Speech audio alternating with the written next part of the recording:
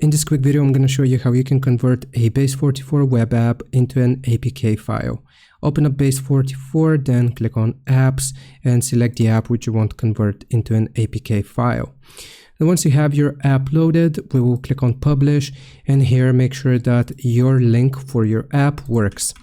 Okay, so once you have your link here, we're just going to click on Publish again and copy our link. We will go to this website, median.co. This is going to turn our web app into a native app. So here you just want to paste the link which we copied and click on Build Your App.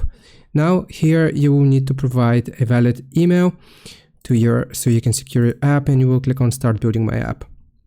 Once you do this, here if you click on Simulator, it is going to show you the progress, and you want to follow the progress for Android phone.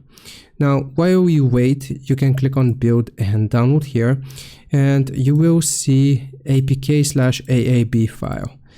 Now, we're just going to wait for this to complete. It might take a little bit of time. First, it's going to build it for iOS, then it's going to build it for Android. So I'm going to come back in a sec. Okay, so once this completes, here you will be able to click on Build next to Android/APK/AAB file, and once your file completes building, it should take a few seconds at most, then you will be able to see a download button here. So again, I'm going to pause and come back.